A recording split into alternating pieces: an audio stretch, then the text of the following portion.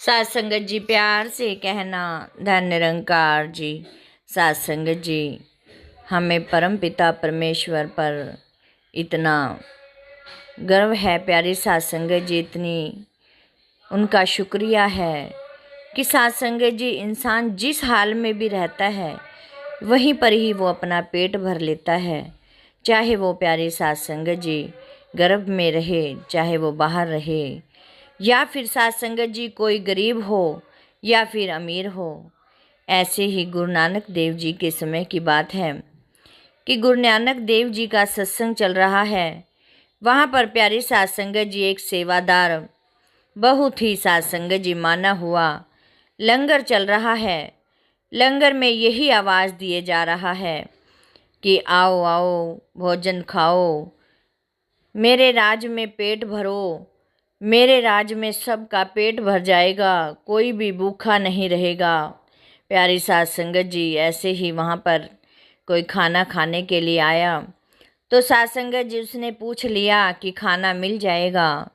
सात संगत जी उसने इतना ही बात सुनकर शोर मचाना शुरू कर दिया, क्यों नहीं मिलेगा, यहाँ पर तो हमारे भंडारे भरे पड़े हैं, इस भंडारे में किसी को कमी नहीं मिलेगी, मेरे राज्य में कोई भी भूखा नहीं रह सकता, जितना खाना है खाओ, जितना पेट भरना है भरो, जितने लोगों को खिलाना है खिलाओ।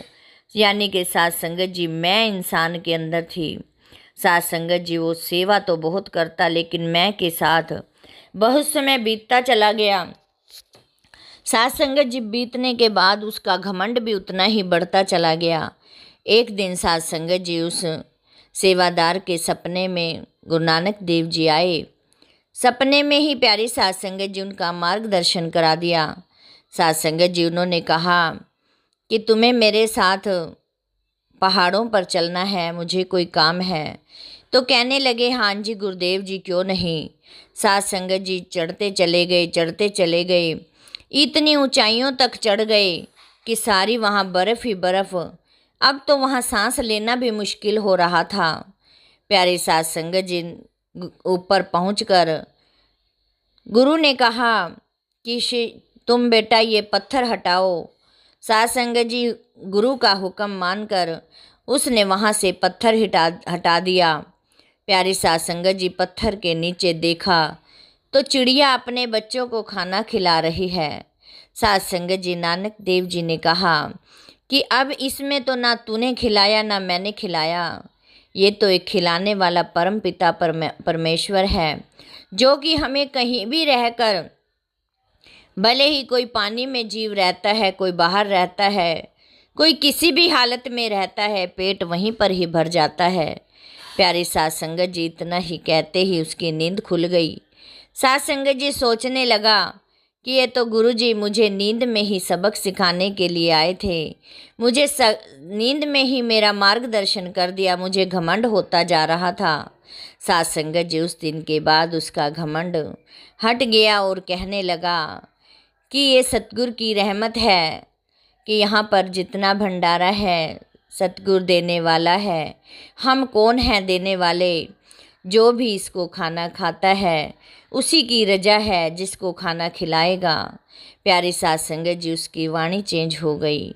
सात संगत जी सतगुरु हमें पग पग पर राह दिखा रहा है, चाहे वो सपने में जाकर और चाहे वो हकीकत में जाकर। लेकिन सात संगत जी हम भटक रहे हैं, हम रास्तों पर नहीं चल पाते। सात संगत जी ऐसे ही एक बार गुरु नानक देव जी मर्दाना और बाला के साथ सैर पर जा रहे हैं। घूमते घूमते एक पेड़ के नीचे बैठ गए और वहाँ पर उनका शब्द चलने लगे, उनकी वार्तालाप होने लगी अपने शिष्यों से। तो कहने लगे कि जिस भी इंसान का जन्म होना है वो पृथ्वी उसकी लिखित है, जिसका मरण है उसकी भी जहाँ पे मरण भूमि है वहीं निश्चित है, जिसने जो खाना है वहीं पर वो खुद चल कर जाएगा, जिसके जिसके भी जो भाग्य में है वो वहीं पर मिल जाता है, चाहे हम खेत में बैठें और चाहे हम घर पे बैठें। सात संगत जी बाला जड़ा शांत स्वभाव के थे, मर्दाना तेज थे। वो हर प्रश्न पे अपने गुरु से पूछ बैठते थे कि इसका क्या मतलब है, इसका क्या मतलब है। साथ संगत जी ऐसे ही जब उन्होंने कहा कि दाने दाने पर लिखा हुआ है खाने वाले का नाम, मरने वाले की भी जगह निश्चित है, जीने वाले की भी जगह निश्चित है, जो आ रहा है वो भी निश्चित है, जो जा रहा है वो भी निश्चित है। मर्दाना ने जब ये बात सुनी कि गुरुजी ने कहा कि दाने दाने पर लिखा है खाने वाले का नाम, तो साथ संगत जी वो गुरुजी से पूछ बैठा कि गुरुजी आप जैसे कह रहे हो कि खाने खाने पर लिखा है, दाने दाने पर लिखा है खाने वाले का नाम, तो क्या ये भी खाने वाले पर लिखा है? साथ संगत जी गुरुजी कहने लगे, हाँ ये निश्चित है, जिस दाने पर तुम्हारा नाम है तुम्हें मिलेगा। जिस दाने पर जिसका भी नाम है, चाहे वो जीव है, चाहे वो जंतु है, चाहे वो पशु है, चाहे वो इंसान है, कोई भी है, जिसके भाग्य में जो लिखा है वही मिलेगा, और जो दाने दाने पर जिसका नाम लिखा है उसको भी वही मिलेगा। प्यारी साथ संगत जी कहने लगे, तो साथ संगत जी साथ में ही मर्दाना के जहाँ वहाँ बैठे थे वहीं पर ही प्यारी साथ संगत जी मकई का खेत था। मर्दाना भाग कर गया और एक दाना तोड़ कर ले आया और कहने लगे कि क्या अब सतगुरु ये बताओ कि इस दाने पर भी लिखा हुआ है खाने का नाम? तो प्यारी साथ संगत जी उन्होंने कहा कि हाँ इस पर भी लिखा हुआ है और इस पर एक मुर्गी ने खाना है इसको। प्यारी साथ संगत जी मर्दाना ने झट से अपने मुंह के अंदर डाल दिया। कहने लगे कि लो अब किसके मुख में है दाना, जिसके भाग्य में है वो तो चला गया, आपकी मुर्गी कहाँ गई और आपका दाना कहाँ गया? प्यारी साथ संगत जी जैसे ही मर्दाना ने दाना डाला, इतने में ही साथ संगत जी उसकी सांस रुकने लगी, उसको सांस लेने में प्रॉब्लम होने लगी, दम घुटने लगा। साथ संगत जी वैद्य के पास ले गए। उसने कहा कि बड़े हॉस्पिटल में ले जाओ। जैसे ही बड़े वैद्य के पास गए, उसने मर्दाना को, साथ संगत जी जब वो परेशान हो गया बहुत ज़्यादा, तो साथ संगत जी गुरु ने कहा कि शिष्य मैंने तुम्हें कहा था कि जो तुम्हारे उसमें नहीं है। मर्दाना साथ संगत जी देख भी रहा है, सुन भी रहा है, लेकिन उसको सांस लेने की इतनी प्रॉब्लम है कि वो कुछ कह नहीं पा रहा। साथ संगत जी गुरु उनको नानक देव जी और बाला प्यारी साथ संगत जी उनको वैद्य के पास ले गए। वैद्य ने प्यारी साथ संगत जी कुछ ऐसा उसको नाक में सूंघने के लिए दी, तो उसको एकदम ज़ोर से छींक आई और उसकी सांस खुल गई, और जो वो साथ संगत जी मकई का दाना था वो एकदम मुंह से निकलकर दूर जा गिरा।